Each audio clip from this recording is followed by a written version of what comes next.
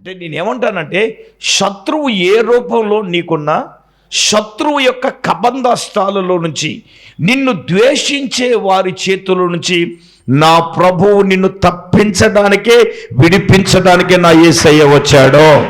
కొట్టండి, గట్టిగా కొట్టండి శబ్దం. ఈ రోజున క్రీస్తు ప్రభు ఈ లోకములోనికి రావడానికి గల కారణాన్ని ఏమండి జకరియా గారు చెప్తున్నారు. ఏమని? శత్రువుల యొక్క చేతుల్లో నుంచి, నిన్ను ద్వేషించు వారి చేతుల్లో నుంచి. అవునండి, దేవుని నమ్మిన ప్రజలుగా మనం ద్వేషించబట్టలేదా? చూడండి, మంచి చేసిన మనం ఏమవుతున్నాం? నేను ద్వేషించబడుతున్నాను. నేను మంచి చేసినా సరే, ఉపకారము చేసినా సరే, మేలు చేసినా సరే ద్వేషించరా? నువ్వు 10 సార్లు మేలు చేసి, 9 సార్లు మేలు చేసి, ఒక్కసారి మేలు చేయబో. 9 సార్లు నువ్వు బండిచ్చి ఒకసారి అడిగినప్పుడు బండి ఇవ్వకపో. ఈడికేముంది బండి, కొత్త బండి. ఓ బాబోయ్, మెట్లాడిపోతున్నాడు. మరి ఏ జరక్తి మరి 9 సార్లు ఏమైంది? గాలి గడ్డుకుపోయింది. ఒకసారి అడిగినందుకు, ఒకసారి అడిగి చేయలేనందుకు సాతాను మల్టిప్లై చేసేస్తాడు. గతం మర్చిపోతారు. ఏం జరక్తుంది? అదిగో అడిగితే ఇవ్వలేదు, అడిగితే చేయలేదు. ఏమండి, ఒకసారి అడిగాడు నన్ను. నాకున్న అలవాటు ఏంటంటే, ఒక వ్యక్తి కష్టంలో ఉన్నప్పుడు నేను అడగకపోయినా సహాయం చేసే మైండ్ సెట్ నాది. నిజంగా నా దగ్గర ఉండగా నేను వెంటనే చేస్తాను అనే సందర్భం మాట్లాడతాను. ఒక్కొక్క సందర్భం వచ్చినప్పుడు, నిజంగా నా దగ్గర లేనప్పుడు, నిజం చెప్తున్నాను, ఈ 2024 సంవత్సరంలో నేను చాలా మెంటల్ టెన్షన్ అనుభవిస్తున్నాను. ఎవరికి తెలియదు. దానివల్ల షుగరు తగ్గట్లా, అలాగని పెరగట్లా, అలాగే ఉంటా ఉంది. అంటే కారణం ఏంటో చెప్తున్నాను, రీజన్స్. అంటే ద్వేషించేవారు లేరంటే చాలామంది ఏమనుకుంటారంటే, మనము ఉండి ఇవ్వలేదు, చేయలేదు అనేవాళ్ళు. మనిషి స్వభావం అంతే నాన్న. మళ్ళీ అందరినీ మనం కొంతమంది ప్రేమిస్తారు, కొంతమంది ఏం చేస్తారు? ద్వేషిస్తారు. అలాగని మనం అందరికీ మంచివారుగా ఉండలేము, అలాగని అందరికీ చెడ్డవారుగా ఉండలేము. ఒక మాట చెప్పినా, మనం దైవిక దృష్టిలో కరెక్ట్గా ఉంటే ఎవడు ఎలా అనుకున్నా మనకు అనవసరం. మనం ఎలా అనుకున్నా మనకు అవసరం లేదు. ఆడు మనుషుల స్వభావం. పెడితే పెళ్ళి, లేతే ఇంకోటి. నేను అన్నది నన్ను ఉడతావు. పెడితే పొగుడుతారు, ఇస్తే పొగుడుతారు, ఇవ్వకపోతే ద్వేషిస్తారు. అది మానవుని యొక్క నైజం అనే దానికంటే శత్రువైన సాతాను యొక్క నైజం. నేనేమంటున్నానంటే, నువ్వు ద్వేషించబడుతున్నప్పుడు నువ్వు భయపడొద్దు. ఆమేన్. నిన్ను విడిపించడానికి ప్రభు ఉన్నాడో, నిన్ను తప్పించడానికి ప్రభు ఉన్నాడో. ఇది ఎన్నోదండి? 3వది. హల్లెలూయా. 4వదిగా మనం చూచినప్పుడు ఆయన చేసేది ఏంటంటే, ఆ రక్షణను దేవుడు ఏం చేస్తున్నాడట? కలగజేస్తున్నాడట. హల్లెలూయా. ఇప్పుడు శత్రువైన సాతాను నుండి ప్రజలందరికీ కలగబోవు. చెప్పండి, నేడు దావీదు పట్టణం ముందు నేడు రక్షకుడు మీ కొరకు పుట్టి ఉన్నాడు. అంటే ఆయన కలగజేసేది ఏంటంటే, 4వది రక్షణ కలగజేస్తున్నాడు. ఎందుకంటే తన ప్రజలను వారి పాపముల నుండి ఆయనే రక్షించును. ఎక్కడి నుంచి రక్షిస్తాడు? పాపముల నుండి. నెంబర్ 1, పాపముల నుండి. చూడండి, యోసేపు గారికి చెప్తున్నాడు, తన భార్య గర్భము ధరించిందని విడనాడును ఉద్దేశించిన నీతిమంతుడైన యోసేపుతో అంటాడు. చదువుదాం ఒకసారి. దావీదు కుమారుడు అయిన యోసేపు, భయపడకము, ఆమె గర్భము ధరించినది దేని వలన తెలుసా? పరిశుద్ధాత్మ వలన ఆమె గర్భము ధరించింది. కానీ ఓకే, తన ప్రజలను వారి పాపముల నుండి. అమ్మ వినాలి, యేసుక్రీస్తు ప్రభువు ఈ లోకములోనికి వచ్చిందంటే పాపముల నుండి రక్షించుటకు. దేని నుంచి అండి? అందుకే తిమోతి రాసిన పత్రికలో ఉండదు, పాపులను రక్షించుటకు క్రీస్తు యేసు ఈ లోకములోనికి వచ్చి ఉన్నాడు. అమ్మ వినాలి, యేసు ప్రభు దేని నుంచి రక్షణో తెలుసా? పాపము నుంచి రక్షించడానికి. అవునండి, పాపులను మార్చేవాడు యేసు ప్రభు తప్ప ఎవడున్నాడండి? పాపం నుంచి రక్షించిన వాడు యేసు తప్ప ఎవరున్నారండి? ఒక స్త్రీ, ఆమె పేరేంటి తెలుసా? పాపాత్మురాలు. ఆయన యేసు ప్రభు వస్తున్నాడని ఒక పరిచయుడిని సీమోన్ని యేసు ప్రభు వారు తన ఇంటికి పిలిచాడు భోజనానికి. ఆయన వచ్చాడు, భోజన పంక్తిలో కూర్చున్నాడు. ఈ లోపల ఒక పాపాత్మురాలైన స్త్రీ యేసు ప్రభు దగ్గర ఎలా వచ్చింది? ఒక ఖరీదైన విలువైన అత్తరును తీసుకుని యేసు ప్రభు దగ్గరికి వస్తే, ఆయన భోజన పంక్తిలో కూర్చుని ఉంటే ఆయన దగ్గరకు వచ్చి ఏం చేస్తాయి? మొట్టమొదటిగా ఆమె చేసిన పని ఏంటి తెలుసా? కన్నీటితో యేసయ్య పాదాలు కడి. ఏంటమ్మా? రెండవది, తన తలకురులతో యేసయ్య పాదాలను తుడిచింది. 3, ఆయన పాదాలను ముద్దు పెట్టుకుంటుంది. 4, ఆమె తెచ్చిన ఖరీదైన అత్తరుతో ఆయన పాదాలను ఏం చేస్తుంది? అభిషేకిస్తుంది. చాలా జాగ్రత్తగా గమనించండి. ఆమె పేరు రాయబడలేదు, కానీ పాపాత్మురాలు అని రాయబడింది. గమనించండి, ఎన్ని పాపాలు చేస్తే పాపాత్మురాలు అని పేరు వచ్చి ఉంటుంది? కొంతమందికి వాళ్ళు చేసే క్రియలను బట్టి అసలు పేరు మానేసి కొసరు పేరు పెట్టేస్తారు కదా. ఎక్కువగా తాగి ఉన్న ఏమని పేరు పెడతాడు? గట్టిగా మాట్లాడినది. తిట్టి వాళ్ళు ఏమని పెడతారు? తినే వాళ్ళు ఏమని పేరు పెడతారు? చెప్పండి, అర్థమవుతుందా? ఇప్పుడు నిద్రపోయేవాడినేమో, ఇప్పుడు యోనా నిద్రపోయాడు, ఉన్న పేరు మానేసి ఈ నిద్రపోతాన్నాడు కదా. తప్పేం లేదమ్మా, ఇవన్నీ బైబిల్లో ఉన్నాయా? దేవునికి స్తోత్రం. అబ్బాయి, అంతే కదా మరి. ఇప్పుడు ఆమె పేరు ఏంటంటే పాపం ఏం పాపం చేసిందో, కానీ ఆవిడకి ఏమని పేరు పెట్టేశారు? కొన్ని ఊళ్ళో అసలు పేర్లు కంటే కొసరు పేర్లు ఉంటాయి. మా ఊళ్ళో దొంగ సత్యనారాయణ ఉన్నాడు. నేను చాలా దినాల క్రితం సత్యనారాయణ అని గౌరవంగా పిలిస్తాడు, పలకలేదు. కారణం ఏంటంటే మా ఊళ్ళో వాళ్ళందరూ ఆయన దొంగ అని పిలుస్తారు. ఏమని పిలుస్తారు? అయ్యో, వాళ్ళు సొత్తున్నారేటప్పుడు సీరియస్గానే. ఇప్పుడు దొంగ సత్యనారాయణ అనగానే అప్పుడు దాకా పలకనండి, వెంటనే ఎవడు నన్ను పిలుస్తున్నాడని వెనక్కి ముందు గౌరవంగా ఏమని పిలిచాను చెప్పండి? సత్యనారాయణ పిలితే తిరిగాడు అబ్బాయి. దొంగ సత్యనారాయణ అనగానే పక్కన తిరిగాడు అనమాట. ఎందుకంటే అందరూ ఆయన అలాగే పిలుస్తారు. అలాగని సత్యనారాయణ ఎంతమంది ఉంటారు? చాలామంది ఉంటారు కదా. అయ్యో, మాట్లాడరేంటండి? ఏ ఊళ్ళో ఉంటాయి కానీ మనం ఆడో ఊళ్ళో అసలు పేర్లు కంటే కొసరు పేర్లు చాలా ఉన్నాయి. పప్పు మామిడికే అని, గుల్ల పూకోడి అని, కోతి మేక అని, ఏజరక్తి వేచే దత్తా గిన్నెని, ఏమండే ఇలాగ చాలా పేర్లు ఉంటాయి. మీకు తెలుసో తెలీదో, వీళ్ళకి కొన్ని అసలు పేర్లు చెప్తే ఎవరికి తెలీదు. ఈ కొసరు పేర్లు చెప్తేనే తెలుస్తుంది. అర్థమవుతుందా? బహుశా మేబీ ఈమె అనేకమైన పాపాలు చేస్తుండొచ్చు, కనుక ఈమెకి ఏమని పేరు పెట్టేశారు? పాపాత్మురాలని పేరు పెట్టారు. అసలు విషయంలోకి వద్దాం. అయితే భోజనానికి పిలిచిన ఆ పరిచయుడు అంటాడు, ఆయన పరిశుద్ధుడు కదా. ఈమె ఎవరు? పాపాత్మురాలు. ఈయన పాదాలు తాకడం ఏంటి? పైకి అనలేదు సుమా, మనసులోనే గొనుక్కున్నారు. కొంతమంది పైకి మాట్లాడరు, లోపడే తిట్టుకుంటారు. అబ్బాయి గొనుక్కుంటూ ఉంటారు. దేవునికి స్తోత్రం. పైకి మాత్రం మాట్లాడరు. కొంతమంది ఏదైనా అనుకుంటే పైకి అనాలా, పైకి అనరు. మనసులోని ఈడు కూడా అలాగే అనుకున్నాడు.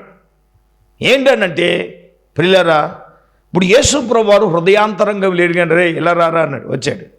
నీ ఇంటికి వచ్చాను, కాలు కడుక్కుంటే నీళ్ళు ఇచ్చావా? ఇవ్వలేదు. మరి ఇవేం చేస్తుంది? కన్నీటితో ఏం చేస్తుంది? ఈమె నా పాదాలు కడుతుంది. 2, వచ్చిన వెంటనే యూదులకు ఒక ఆచారం ఉంటుంది. ఏందయ్యా ఆచారం అంటే, ఆయన వచ్చిన వెంటనే కౌలించి ముద్దు పెట్టుకుంటారు. వాళ్ళ దేశ యూదులకు ఆచారం. నువ్వు అలా చేసావా? చేయలేదు. కానీ ఈమె వచ్చిన కాడి నుంచి ఏం చేస్తుందో తెలుసా? నా పాదాలను ఈమె ముద్దు పెట్టుకుంటా ఉంది. యేసు ప్రభు ఇవన్నీ ఎలా చేస్తున్నాడు? నువ్వు నూనెతో నా తల అంటలేదు, కానీ ఈమె నా పాదాలను అత్తరుతో పూస్తుందని చెప్పి లోకాసువార్త 7వ అధ్యాయం ఈయన చెప్పిన మాట 47వ వచనం. ఆమె విస్తారముగా ప్రేమించును గనుక ఆమె యొక్క విస్తార పాపములు ఏమై క్షమింపబడి ఉన్నవని మీతో చెప్పుచున్నాను.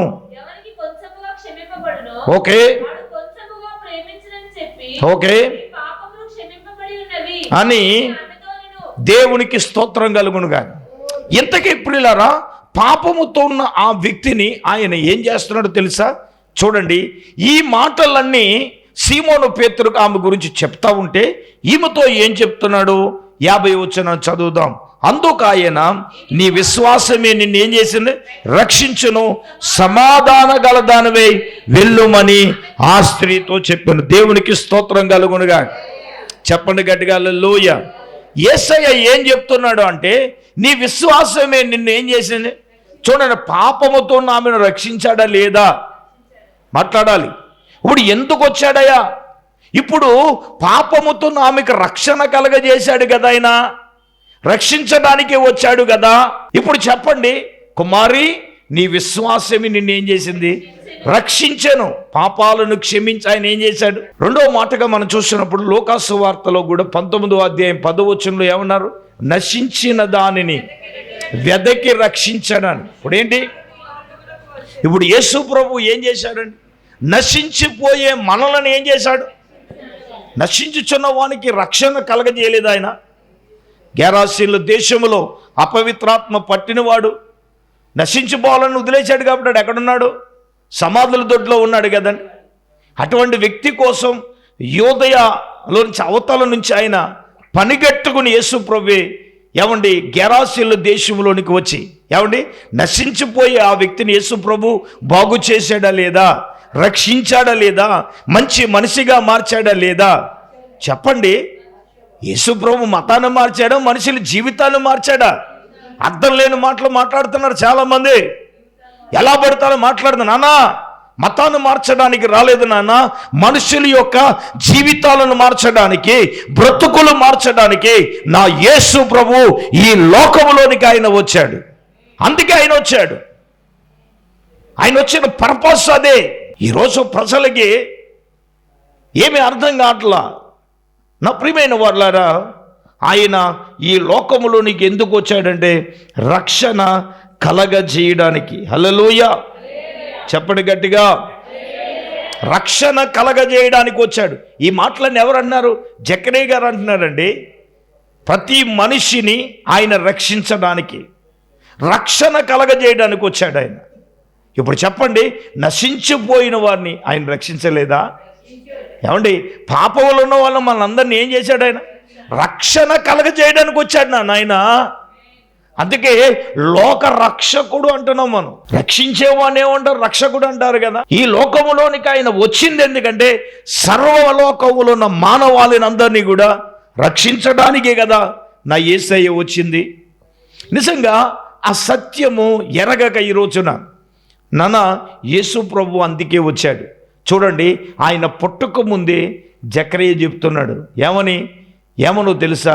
ఆయన రక్షణ కలగజేయడానికి ఆయన వచ్చాడు అని చెప్తున్నాడు. కాబట్టి నా ప్రియమైన వాళ్ళారా, ఇంకా మనం చూసినప్పుడు 75వ వచనంలో మనం చదువుదాం. మన జీవితకాలం రెండో లైన్లో, మన జీవితకాలమంతయు నిర్భయులమై ఆయన సన్నిధినట.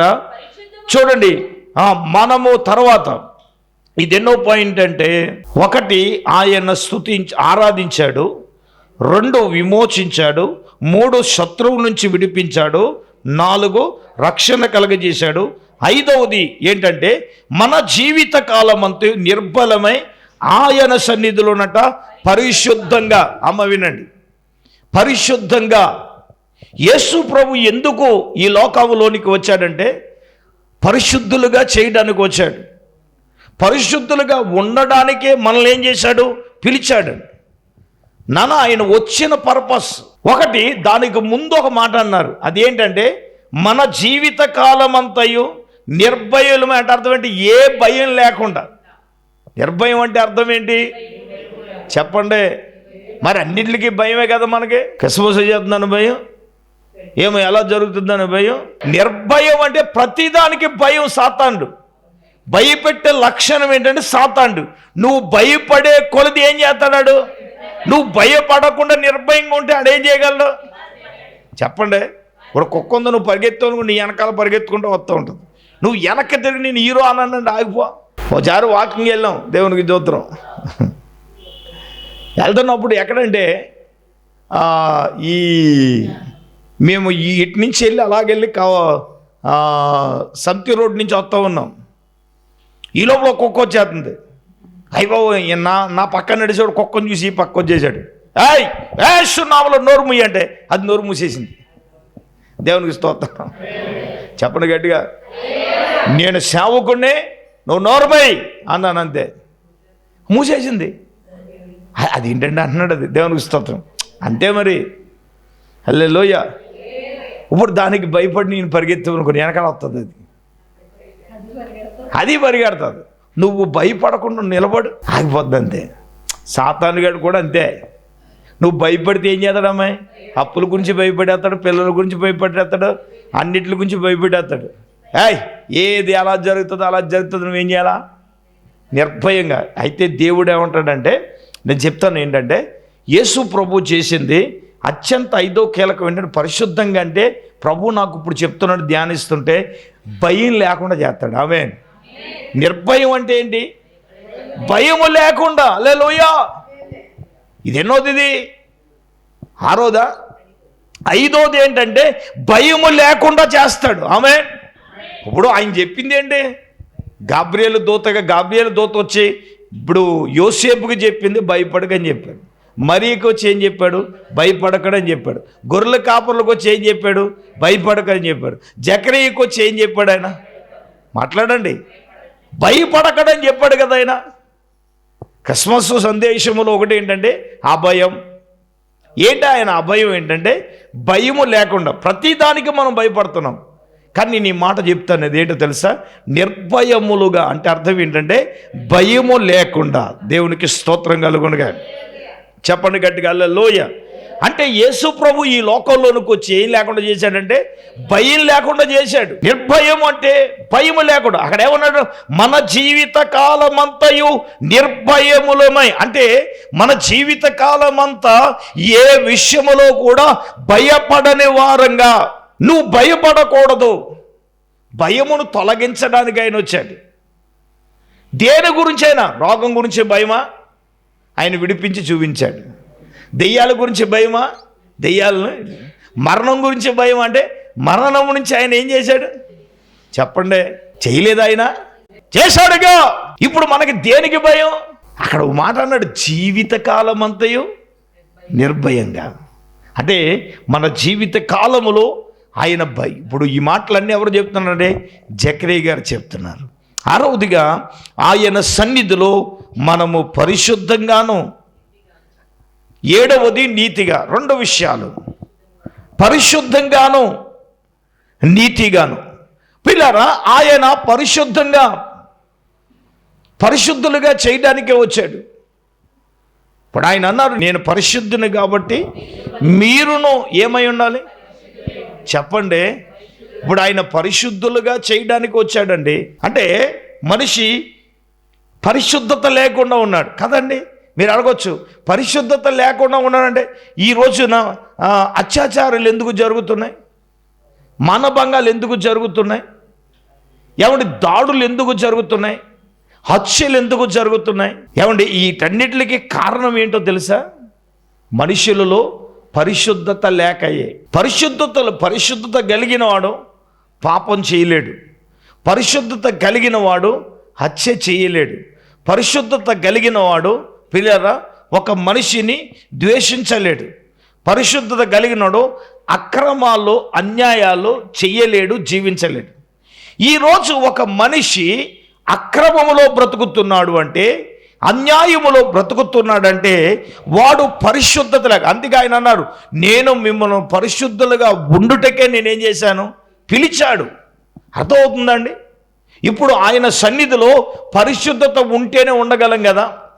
ఇప్పుడు దేవుని సన్నిధికి ప్రజలు వస్తున్నారు, దేవుని సన్నిధిలో ప్రజలు ఉంటున్నారు అంటే ఏంటంటే వారు పరిశుద్ధులుగా ఆయన చేస్తున్నాడు, పరిశుద్ధులుగా ఆయన మారుస్తున్నాడు. అంతేగాని మతాన్ని మార్చట్లేదు నాయన. అపరిశుద్ధంగా బ్రతికేవాడు పరిశుద్ధంగా జీవిస్తున్నాడు. అది ఎవరి వల్ల సాధ్యం అంటే యేసు ప్రభు ఈ లోకంలోనికి వచ్చింది అందుకోసమే. నేనేమంటానంటే ఆయన జన్మం పరిశుద్ధం, అర్థమవుతుందా? ఆయన జీవితం పరిశుద్ధం, ఆయన మరణం పరిశుద్ధం, అంతా పరిశుద్ధమే పరిశుద్ధమే పరిశుద్ధమే. ఇప్పుడు ఆయన ఎందుకు వచ్చాడంటే అపరిశుద్ధులుగా జీవించిన మనల్ని పరిశుద్ధులుగా మార్చే కదా ఆయన సన్నిధిలో పెట్టింది. ఆయన వచ్చి ఉండకపోతే, ఆయన పరిశుద్ధులుగా మార్చి ఉండకపోతే, ఆయన రక్తము కార్చి ఉండకపోతే ఈ రోజున ప్రియులారా నిజమే, ఒకప్పుడు నేను అలాగుండేవాడు యేసు ప్రభువును బట్టే కదా. మాట్లాడండి, విగ్రహారాధన విడిచిపెట్టాం, త్రాగును విడిచిపెట్టారు, వ్యభిచారం విడిచిపెట్టారు, అక్రమాన్ని విడిచిపెట్టారు, అన్యాయాన్ని విడిచిపెట్టి ఏమండి ఈ రోజున యేసు ప్రభువే పరిశుద్ధులుగా ఆయన సన్నిధిలో. అందుకే కీర్తనాకారుడు అంటున్నాడు 93వ కీర్తన 5వ వాక్యంలో ఏమన్నాడండి? 93వ కీర్తన 5వ వాక్యంలో ఏమన్నారు?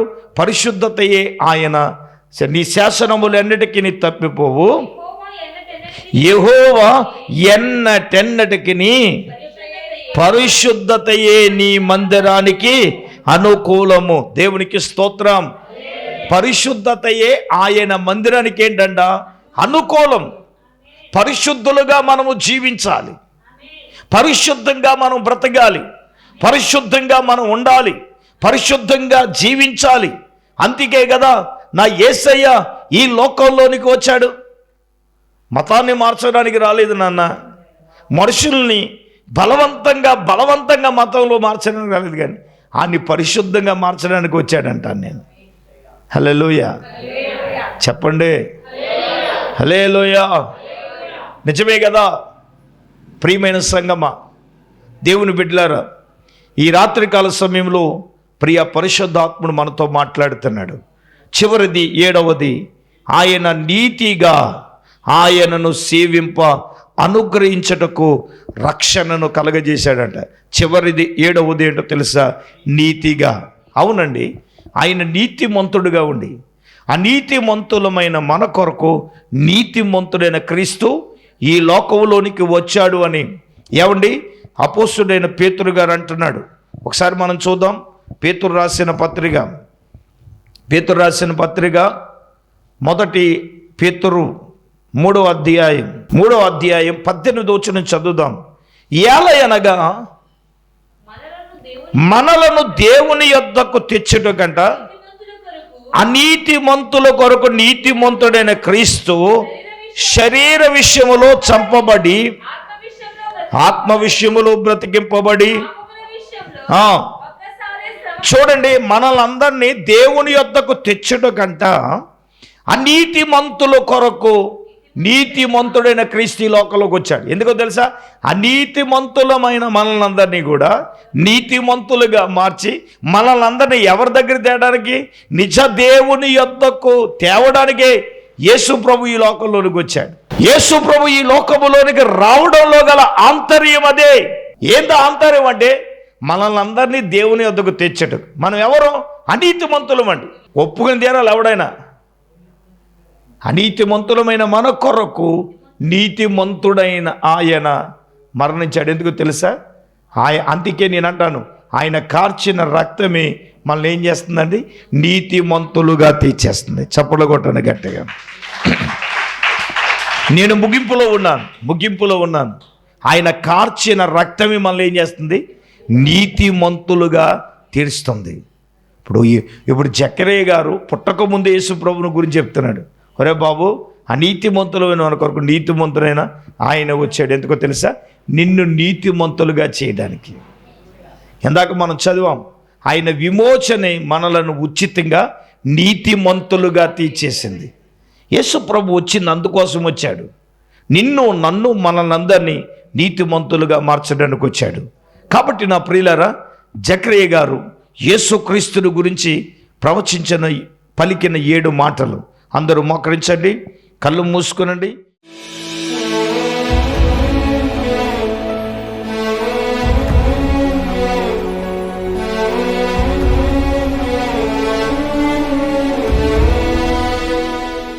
స్తోత్రం స్తోత్రం స్తోత్రం స్తోత్రం స్తోత్రం. పరిశుద్ధుడు వేం తండ్రి, మహోన్నతుడా, నీకు వందనాలు, స్తోత్రాలు స్తోత్రాలు స్తోత్రాలు. ఈ రాత్రి ప్రభా నీ దాసులను సేవకులను అభిషేకించి ప్రభా మీరు ఈ లోకానికి ఎందుకు వచ్చారో తండ్రి అయ్యా నాయనా నీకు స్తోత్ర. అనేకులను నాయన విమోచించడానికి విమోచన క్రయధనముగా నీవు ఈ లోకానికి వచ్చావని ప్రభా సమస్తమైన దుర్నీతి నుండి మమ్మలను విమోచించావు తండ్రి, నీకు వందనాలు. నాయనా నీకు స్తోత్రాలు ప్రభా. అలాగే నాయన ధర్మశాస్త్రం యొక్క శాపము నుండి ప్రభా మమ్ములను నాయన విమోచించడానికి మీరు ఈ లోకానికి వచ్చారని ప్రభా అయ్యా నాయన ఎవరైతే నిన్ను నమ్ముతారో ప్రభా వారిని నాయన నీకు స్తోత్రాలు తండ్రి విమోచన ద్వారా అయ్యా నాయన నీతిమంతులుగా తీర్చడానికి ప్రభా నీవు ఈ లోకానికి వచ్చావని ప్రభా నీకు స్తోత్రాలు. నీ వాక్యము ద్వారా ఇంతవరకు మీరు మాతో మాట్లాడారు తండ్రి. యేసయ్యా నీకు వందనాలు నాయనా. పాపులను రక్షించడానికి వచ్చిన దేవా నీకు వందనాలు. యేసయ్యా నీకు స్తోత్రాలు తండ్రి. రాత్రి విత్తబడి మాటలు ప్రభా అయ్యా అనేక మంది బిడ్డల హృదయాలలో నాయనా అయ్యా మొలకెత్తడానికి సహాయము దయచేయండి అయ్యా. నీవెందుకు వచ్చావో నాయనా గ్రహించడానికి సహాయము దయచేయండి నాయనా. అయ్యా నాయనా నీకు స్తోత్రాలు ప్రభా. అయ్యా నాయనా శత్రువు చేతి నుండి ప్రభా అయ్యా నాయనా ద్వేషించు వారి నుండి ప్రభా విడిపించడానికి నాయనా మీరు ఈ లోకానికి వచ్చారు ప్రభా నీకు వందనాలు నాయనా. అయ్యా నా తండ్రి నీకు స్తోత్రములు ప్రభా స్తోత్రాలు నాయనా. అలాగే నిర్భయులుగా భయము లేని వారుగా ఉండటానికి నాయనా భయాన్ని తీసివేయటానికి ప్రభా మీరు ఈ లోకానికి వచ్చారు తండ్రి నీకు వందనాలు. అయ్యా నాయనా పరిశుద్ధులుగా నాయనా ఉండటానికి అయ్యా పరిశుద్ధులముగా మమ్మల్ని చేయటానికి మీరు ఈ లోకానికి వచ్చారు నాయనా. అయ్యా నా ప్రభువా నీకు స్తోత్రాలు. నీతిమంతులుగా అయ్యా నాయనా నా తండ్రి నిన్ను సేవించడానికి ప్రభువా అయ్యా నాయనా నీతిమంతులుగా మమ్మలను తీర్చడానికి నా ప్రభువా మీరు ఈ లోకానికి వచ్చారు నాయనా. రాత్రి 7 విషయాలు ప్రభా అయ్యా నాయనా మీరు ఎందుకు ఈ లోకానికి వచ్చారో ఎంతో స్పష్టంగా విపులంగా నీ వాక్యము ద్వారా మీరు మాతో మాట్లాడారు తండ్రి. మాట్లాడి నీ మాటలు ప్రభు అనేక మంది వింటూ ఉన్నారు తండ్రి. వారి హృదయాలలో నీ రక్షణ కార్యము కలగచేయండి ప్రభా అయ్యా నాయనా నీకు స్తోత్రాలు. రక్షకుడుగా నీవు ఈ లోకానికి వచ్చావు గనుక నాయన అయ్యా నాయన పాపులను రక్షించుటకు మనుష్య కుమారుడుగా నీవు ఈ లోకానికి వచ్చావు గనుక ప్రభా అయ్యా నాయనా నా తండ్రి నా ప్రభువా ప్రతి ఒక్కరూ కూడా నిన్ను తెలుసుకుని నాయనా నీకు వందనాలు. నిన్ను వెంబడించడానికి నిన్ను సేవించడానికి నిన్ను ఆరాధించడానికి నిన్ను స్తుతించడానికి నాయనా మిమ్ములను ఘనపరచడానికి సహాయము దయచండి. రాత్రి విత్తమని మాటలు నీరు కట్టి ఫలింపజేసి సమస్త ఘనత మహిమ ప్రభావాలు మీరే పొందమని యేసయ్య పరిశుద్ధ నామములో ప్రార్థన చేసి అడిగి వేడుకొంచున్నామా పరమ తండ్రి, ఆమేన్. మన పరమ తండ్రి అయిన దేవుని ప్రేమ, మన ప్రభువును రక్షకుడైన యేసుక్రీస్తు ప్రభుల వారి యొక్క దివ్యమైన కృప, పరిశుద్ధాత్మ దేవుని కన్యను సహవాసం ప్రభు బిడ్డలారు ఇక్కడ కూడినలకు సదాకాలము తోడైనను గాక. ఆమేన్ ఆమేన్ ఆమేన్.